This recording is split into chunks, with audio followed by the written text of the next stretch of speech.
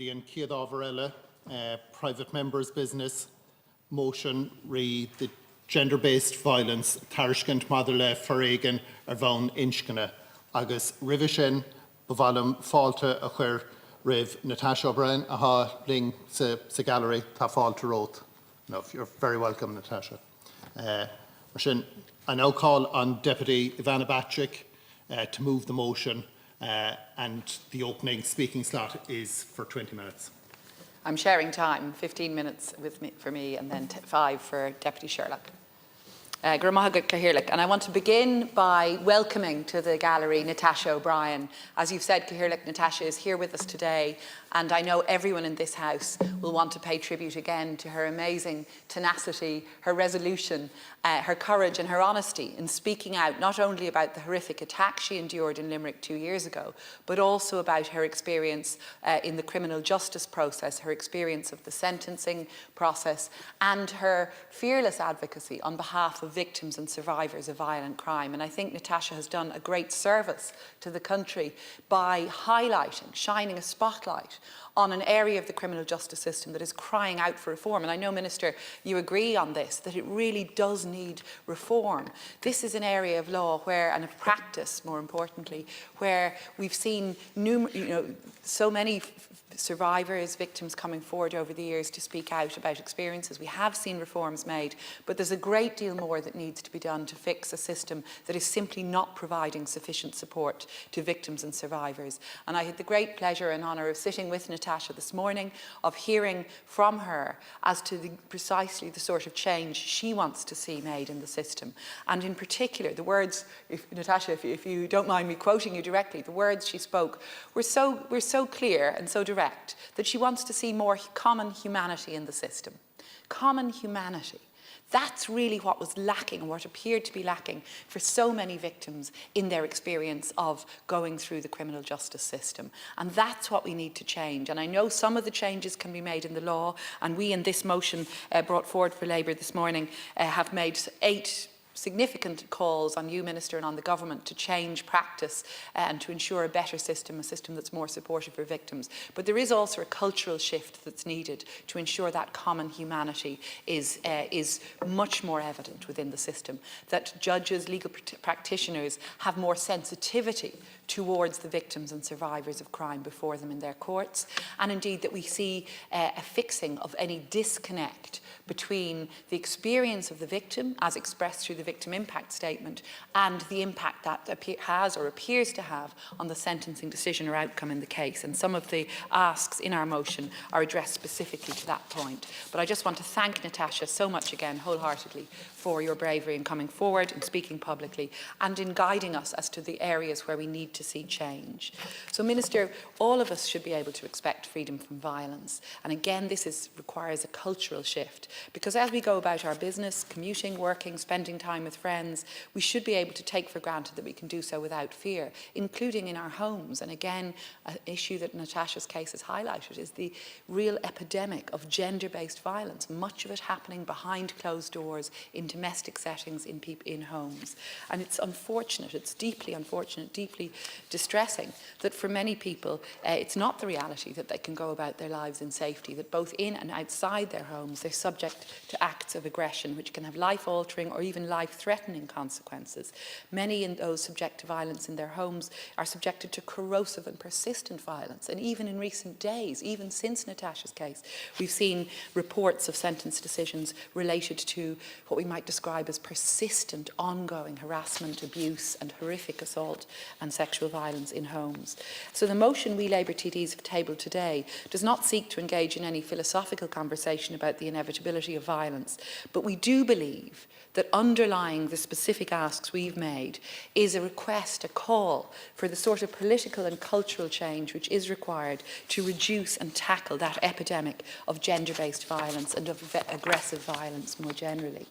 We are also seeking, of course, to focus on how the state behaves after a person has been victimised, because what should be easier to tackle, what's not inevitable, is the way in which the courts deal with victims. And again, I stress that point of humanity and sensitivity. Far too many victims and survivors speak about an experience of re-victimisation, re-traumatisation through the courts. Of course, primary blame for the impact of violence, for lives destroyed, for lives harmed, primary blame, of course, rests with the perpetrator. That goes without saying. But responsibility for what happens next does lie with the state, with us as legislators, with government, and with all of those charged with working within the criminal justice system. So we must do better.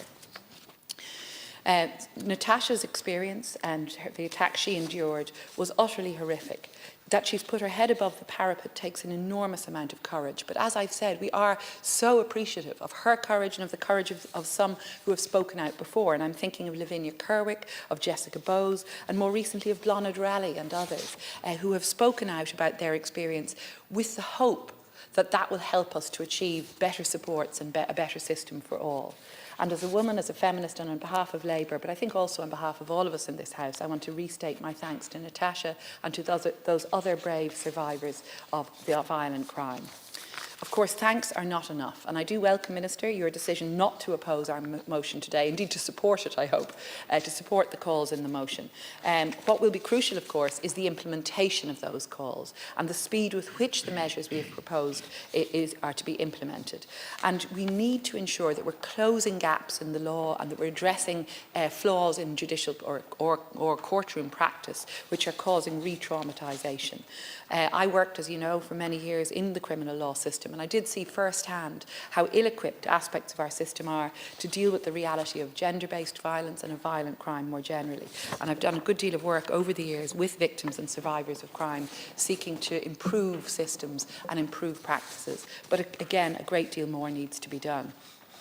So in this motion, we've called for a number of practical measures which could be taken to address some of the gaps in the system. We've called for a review of the practice of suspended sentences and of the criteria used for applying suspension to sentencing decisions for those convicted of violent crimes. For a long time, as long as I can remember, when I was in practice, there was concern about inconsistency in the use of suspension. What measures, what criteria were judges using? We established the Judicial Council in 2019 with a view to improving consistency, and again one of our asks is also that we would see increased urgency in the implementation of measures that the Judicial Council, I know, have been working on, the development of those sentencing guidelines that for decades now we've been calling for, judges themselves have been calling for. We need to see clear guidelines also on the use of character references, and I note the comments of Mr Justice Tony Hunt in recent days about the impact that character references should or should not have on sentencing outcomes. We also need to see that comprehensive database of judicial sentences, because as many judges over the years have said, it's very difficult for them to establish baseline sentences for offences if they don't know if they don't have the data on patterns of sentencing, and we need to see more speed in the work of the Judicial Council in doing that. We also need to see a review of Irish Defence Forces regulations to deal more proactively with members accused of or convicted of violent crimes, and I've welcomed the Taoiseach's very strong commitment in that regard. Where a sentence is handed down, we see stories of the particulars of a violent crime leave the news cycle.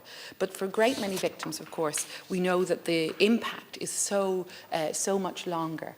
Since tabling our motion last week, I've heard from numerous survivors, and I know we all have. I heard from one survivor just in recent days with a very particular issue that Minister, I will just briefly bring to your attention and may speak with you about separately. The perpetrator was convicted. The victim was subjected to a really very, very violent attack. The perpetrator has been serving serving a term in the Central Mental Hospital, and as a result of that, the victim is not entitled to information about release dates. And that's something we have improved more generally for victims of violent crime, that where a perpetrator is to be released from prison, information is provided about release dates. There's a gap there. in respect of Central Mental Hospital detention. So we need to address that, and I'll speak with you separately about that issue. But again, you know, the publicity, the courage of Natasha O'Brien in reporting her case has brought to light quite a number of these anomalies, and that's just one I wanted to raise. On sexual violence, I do want to acknowledge some very welcome progress has taken place, and you've led on much of this. Passage of new legislation, moves to implement the O'Malley report, and of course the establishment of CUAN. But there is still a great deal more that needs to be done. And the second part of our motion specifically relates to issues around gender-based violence. We know that domestic, sexual and gender-based violence is both cause and effect of gender inequality. And on the Oireachtas Committee on Gender Equality, we dealt with a number of the recommendations of the Citizens' Assembly. And again, some of those are incorporated into our motion today. Because we were conscious that we have to refer more generally to gender inequality, to patriarchal systems when we speak about gender-based violence. And we must look at how the state treats gender-based violence. We saw shocking statistics from Women's Aid, and again, those are incorporated into our motion. Over 40,000 disclosures of abuse against women and children made last year, a really shamefully high figure, and an increase of 18% on 2022 figures. Women's Aid also report that since 1996, 266 women have died violently in this jurisdiction, and 63% of those killings have taken place in the victim's home. More than half of victims where cases have been, where a perpetrator has been convicted, more than half were killed by a partner or ex-partner. So we're very conscious of the enormity, the epidemic, as we've said, not just of gender-based violence, but of domestic violence, violence by partners or ex-partners, and violence in intimate relationships. And yet we still aren't failing to provide refuge for those victims and survivors who do come forward. More than half of domestic violence refuges around the country are full, and 9 counties, as you know, Minister, remain without any refuge space for women and children. Article 23 of the Istanbul Convention sets out a clear requirement to provide an adequate ratio of shelter relative to population, and we currently fall short on achieving this international standard. Now, over the years, the Justice Committee and the Gender Equality Committee have looked into this issue extensively. I know there's been many debates in this House, and there is still that concern that really the focus of government, the focus of the state should be on removing the perpetrator from the home. It is shocking that in 2024 we're still having to provide shelter for women and children who are forced to flee to find shelter, and that is wrong, and we should be seeking legal ways to ensure that it's the perpetrator who is removed in the first place. But we know that the reality remains that many women and children still have to flee from the family home, and they need to have refuge space available. Natasha said, as we know, that her experience of the court system was deeply traumatic. She's spoken about giving advice to others that it may be really difficult to report crime. And that's really, again, really shocking, really distressing, because it's so important that crimes are reported. And again, just speaking of domestic violence, so much of it occurs behind closed doors, and so much of the court procedures dealing with domestic violence occur behind closed doors. So it's vitally important, therefore, that we do hear from survivors, and we do hear about experiences in order to ensure we can make necessary changes. And again, our motion seeks to address that, looking for the introduction of a commissioner to act as an independent advocate and voice for victims and survivors. And that was something the Citizens' Assembly had called for, and that we in the Oireachtas Committee also called for in our report of December 2022. So, Minister, I would welcome a response from you as to how you propose to implement these measures, some of which, as I've said, are already recommended, have been recommended for some years now. And we do also want to hear about multi-annual funding for CUAN. That's something that, again, we heard about the need for from so many of those organisations providing shelters and support for women and children who are victims of violence. And we want to see increased resources in the budget of this year for CUAN, but the commitment to multi-annual funding for rape crisis centres and DSGBV service providers is crucial, because that will ensure a continuity of service provision for survivors of violent crime, and that's really essential. We have made significant change, and I suppose I want to just finish by referring to some of the positive changes that have been made. The offensive coercive control, which many of us fought really hard for in this House and in the Seanad, the new definition of consent in rape law. These are measures that have been really important in ensuring better procedures in the criminal courts, better protections for victims. But we again need to look at how we are implementing those measures at Garda training, at judicial and court training, and we want to look at cultural change. And I did want to finish on that, because the cultural change which needs to take place to ensure that women are liberated from the fear of gender-based violence, that cultural change is the hardest to tackle. In the Oireachtas Committee, in the Citizens' Assembly, we looked at a whole range of measures that could tackle cultural change. Crucial to this is education. Crucial to this is ensuring that boys and young men are again instilled with a sense of equality, that they don't regard women as objects in sexual terms. I think there's huge concern around preponderance of porn, around preponderance of objectification of women through social media. And again, our report made recommendations about how to tackle that.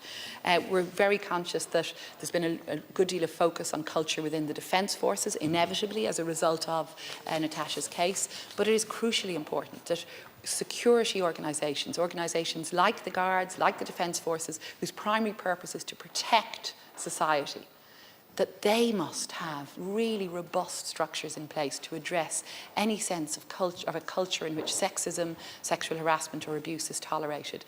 We owe a great debt to the women of honour who brought this issue forward. I know that the inquiry into the Defence Forces and into culture is underway, but it falls to us all, women and men, to take a stand against sexism, to take a stand to tackle any sense within our culture that gender-based violence or sexual abuse or sexual inequality is tolerated. And that's, again, the underlying issue in our motion.